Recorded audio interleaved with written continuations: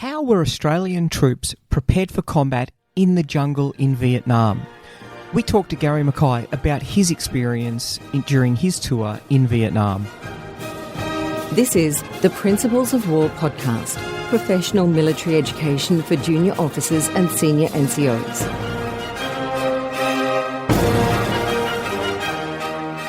Ladies and gentlemen, welcome to episode 123 of the Principles of War podcast, Fighting in the Jungle in Vietnam with Gary McKay. I met Gary at a Military History and Heritage Victoria seminar earlier this year, and he gave a presentation that talked about his tour in Vietnam.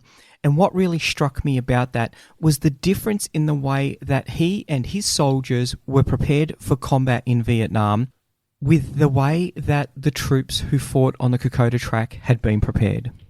Gary's got a fascinating story to tell with a lot of lessons to learn about his tour in Vietnam. This will be a two-part mini-series with the second episode looking at his platoon in contact during the Battle of Nui Lai.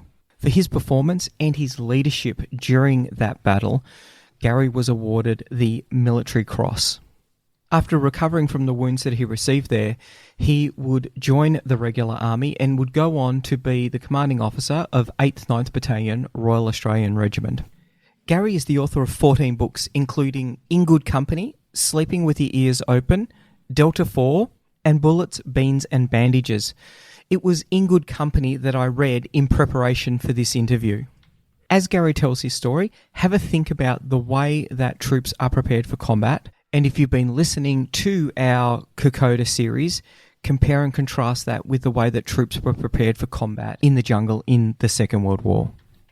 Let's get right into our interview with Gary. Hi, Gary. Welcome to the podcast. Thanks, Jamie. So do you want to start with how you got to join the Army? The Army joined me. Well, really, it all started when National Service came into being. And in fact, I tried to dodge the draft by joining what was then called the CMF, because I was in a surf boat crew up on the northern beaches of Sydney, and it was a gun crew. We had a few titles under our belt, and we were really pushing hard to win the Australian titles in '68. Anyway, I joined the CMF, and I ended up being put in an artillery field regiment in Willoughby instead of being put into an infantry unit, which was less than a kilometre from my mum and dad's house, because it was full of draft dodgers as well. I had a short stint in the CMF, probably about a year and a bit. I had a run-in with a battery sergeant major, and I told him to jam it. And I thought, I'll go and get my 2 years over and done with. And because my number had come up, as soon as I got out of the CMF, or the Army Reserve as it is now, as soon as I got out of the CMF, I had to report for National Service, so I did, and went through the medical at York Street and all that. And then I got sent down to Puckapunyal in Victoria. I should have gone to Singleton, but that was full because it was the second intake of the year. So you get a lot of the guys from uni and colleges who are deferred. So I ended up going down to Puckapunyal, but I then got selected for officer training, and I went through the officer training unit at Skyville outside Windsor. So that's how I ended up becoming a young officer in the Army. So at that time, what year was that? 1968. 68. So did you know people who'd been conscripted at that stage? Oh, yeah. Yeah.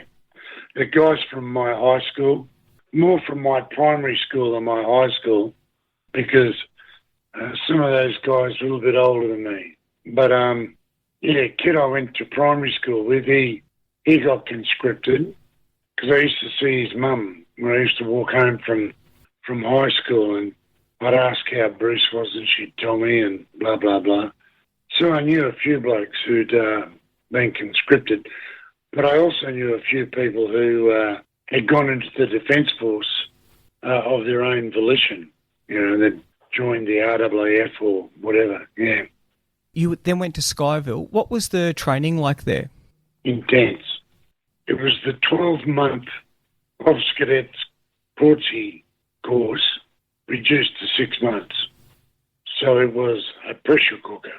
And it had 2 terms, your junior term and your senior term. And if you got through the first 3 months, you were qualified to be an infantry corporal. You had all your subjects for corporal. And then you went on from there. But it was heavily assessed. You're under pressure the whole time. They were long days.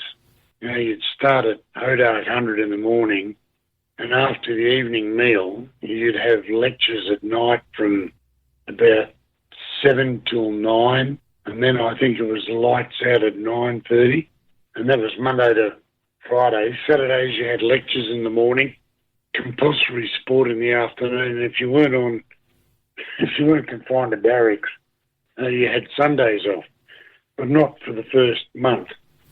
You were just flat out. But it was heavily assessed, and I think in my class about 120 odd started, and about half of us graduated, and about 6 or 7 repeated.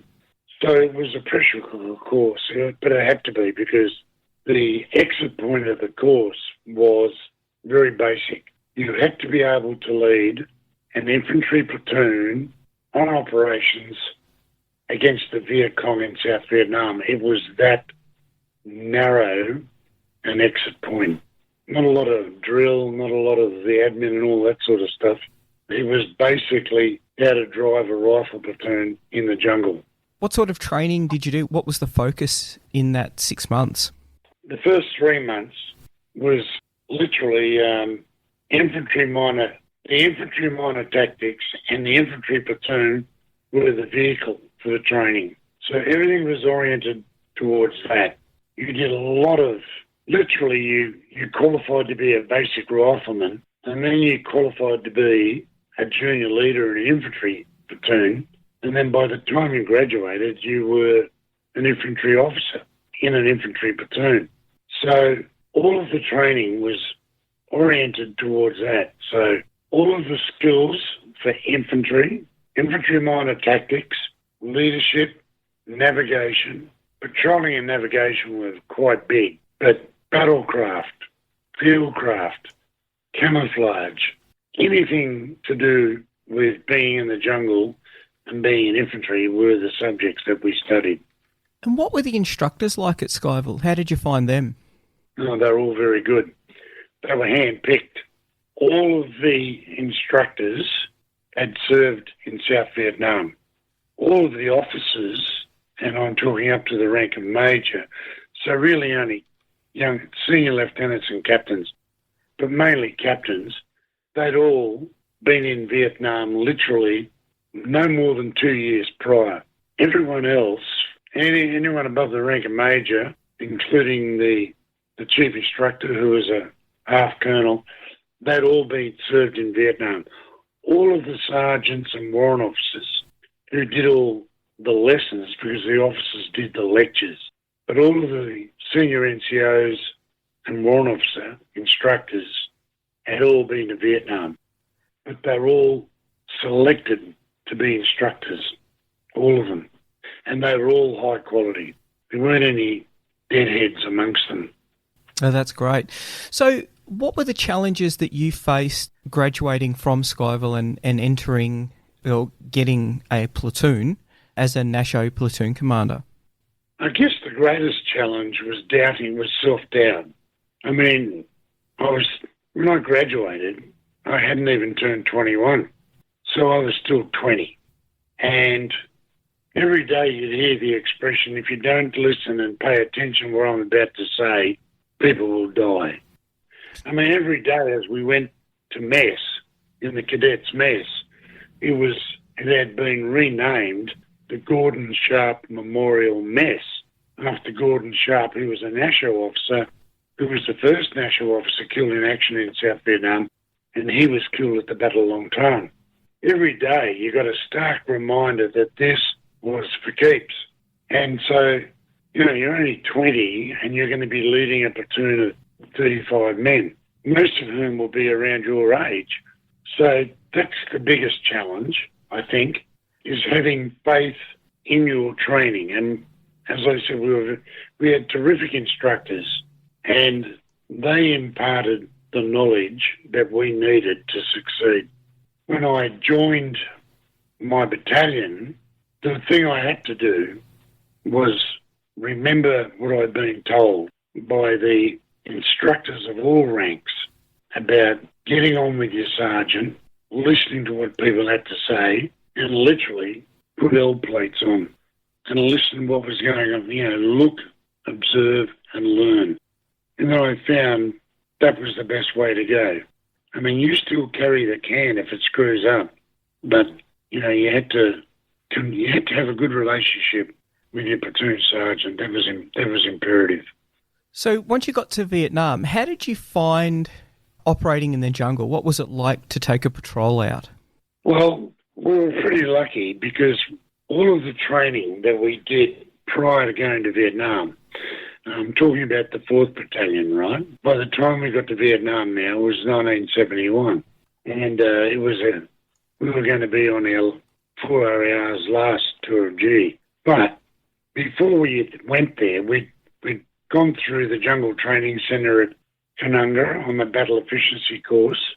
We had done a lot of training in close country up in High Range and Mount Spec because our battalion was based in Townsville. So we did a lot of jungle training and close country training for quite a while before we actually deployed.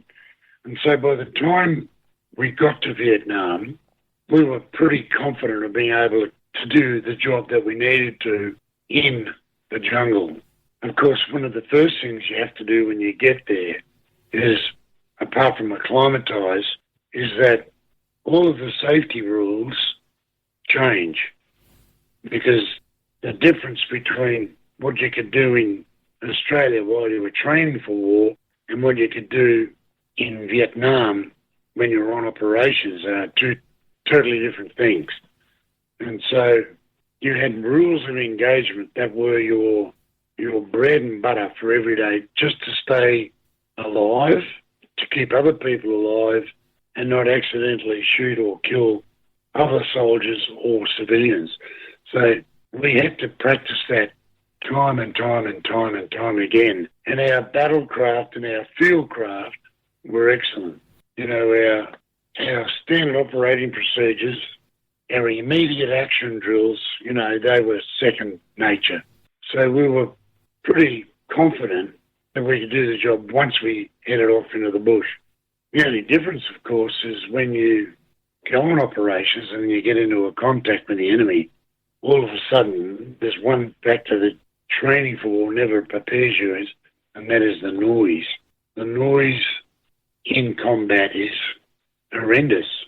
It's not too bad in a contact with, that might only last a minute or two, but when you get into a decent firefight, it can be seriously noisy and affect the way you do business. Well, that was going to be my next question. How did you maintain command and control? So partially just while you're out patrolling, but then once you are in contact and, it becomes a lot louder, how do you maintain command and control then? Everybody's very much aware of the noise, so everyone is looking around at somebody else. When we were patrolling, it was in jungle. It was usually in single file, so you're a maximum of about 5 metres apart, especially in the wet season when the vegetation was heavier. In the dry season, the vegetation thins out a bit and you might be able to spread out a bit between men, but everybody looks at everybody else, and field signals become imperative because that's the only thing that will carry the message through that you need something done is with a field signal. And then, as I found out later on in my tour, the only way I could maintain command and control was to be right up the arse of the guys who were in heavy contact. I had to be right up their backside so I could exercise that command and control over where we were going to go, depending on what formation we were in at that part of the contact or battle. You talk about a lot of ambushes being set. How were you trained for that, and how did they work on the ground in Vietnam? Yeah, we did a lot of ambush training at Skyville, and then when I joined the battalion, we not only did a lot of ambush training by day and by night, we also did live firing ambushes, and we would actually put an ambush in, but then we would have, unbeknownst to the diggers, of course, and myself, where we were told to put the ambush, we didn't realise that there would be targets that would appear once we put the ambush in, but they were all live firing. Pretty scary stuff, actually. You got to really have your wits about you. You got to know where your arcs are and all that sort of stuff. But we did a lot of ambush training. When we got to Vietnam, I'd say it'd be fairly true to say that 95% of your ambushes are never sprung. You spend a lot of time ambushing, but having them sprung is another thing altogether. You know, it's a bit like patrolling through the jungle searching for the enemy. You know, you might spend 6 weeks on a patrol, which we did, and you might only have one contact. That's a lot of work for one contact. But on the other side of the coin is, as we found out, we went out on one patrol. It was supposed to be 4 weeks, but we were out there for 3 weeks, and we had a contact almost every second day. So, you know, you could never judge how it was going to be. So how often would you use artillery, and how effective was it? In contact, I'd use it almost every time. It was very effective. What we would do is when we're patrolling along, my forward observer, who's with me, who's usually a bombardier, or the mobile fire controller, who is one of our sergeants from the platoon. But more often than not, I usually had a bombardier with me from 104 Field Battery. That tended to be an almost semi-permanent posting and relationship, because they deployed with us on every op. But we would be patrolling along, and we would silently register defensive fire targets on the bearing on which we were travelling through the bush. Because you didn't walk down tracks or trails or anything, you moved on a compass bearing. And so the FOAC would know the compass bearing we're travelling on, and he would silently register a target 400 metres in front of where our point was. And then every couple of 100 metres, he'd adjust it, and we go on like that. So once we got into a contact, Russ, pulling his name was, would come running up behind me, and he'd go, grid 1, 2, 3, 4, 5, 6. I'd go 1, 2, 3, 4, 5, 7. He'd say, nah, mine's better. And we would fire that defensive fire target and try and drop it in behind the bad guys. And then we'd drop it by 200 metres, and then we'd close towards it.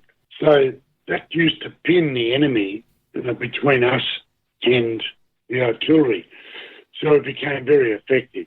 And then a couple of times when we got into heavy contacts in bunker attacks and in our big battle at Nui Lay, the artillery saved our ass when we were outnumbered. So that became a very, very vital element. And as a matter of fact, when I interviewed some enemy for a book I did called Delta 4, I said, what did they think about fighting the Australians? They said they didn't like it. And the reason they didn't like it was we were always under the umbrella of close support artillery. Now, you mentioned in good company, you mentioned a contact where you immediately went into all-round defence, and the Viet Cong started to try and outflank you. And, of course, it's difficult when you're in all-round defence. Was that a standard drill? Where did you learn that, and how effective was it? I'm not sure which one you're talking about, but we did have a contact with an enemy platoon, and I tried to hook this guy on the right, and he tried to hook me on the left. So then I pulled back and I tried to hook him on the left, and he tried to hook me on the right. And so we pulled back, and then it was just a case literally of going up the guts. And once we did that with our artillery and throwing grenades, we killed 4 enemy, and they just took off. They realised they weren't going to win that one. If the enemy thought they had a chance, they'd always try and do a double envelopment on you. But once they realised they didn't have the firepower and they heard more heavy automatic weapons than what they had, then they'd bugger off. We'll leave the interview there. Next episode, Gary will talk about the Battle of Nui Lai, and he'll also share some of his wisdom about leadership and what he learnt about leadership during his tour in Vietnam. Before we go, though, I just wanted to reflect on some of what Gary was speaking about, particularly to compare and contrast it with the preparation of soldiers for combat in Vietnam. The first thing that really struck me was that it was a 23-week course at Skyville, and they were focused 100% on preparing platoon commanders for combat in the jungle in Vietnam. After 3 months at Skyville, they were qualified to be section commanders. How does that compare with some of the soldiers who were made corporals because they were able to lay their equipment out neatly, and at the end of that course, they were sergeants? The instructors, all handpicked, all veterans of Vietnam, all with combat experience. What a difference that would have made compared to the 9-week course that Lieutenant Rowley Logan had in New South Wales before he took over command of a platoon in New Guinea. Skyville focused extensively on navigation, and once again we see Lieutenant Logan getting lost on the Kokoda Track, partially because I wager he'd done very little navigation training, and also the fact that there were no maps. There was extensive training in weapons, and we know that this is something that the soldiers from the 53rd and 39th Battalions didn't get when they deployed to Port Moresby, because they were handed their Bren guns at Ower's Corner and given a Soldier's 5 that not everyone participated in. There was a 50% failure rate at Skyville. So the troops who were fighting were being commanded by officers who had gone through a comprehensive course and met a standard, a very high standard. So Gary got 23 weeks of very focused training for exactly the kind of role that he was going to be performing, with instructors who were extremely experienced in exactly that kind of combat.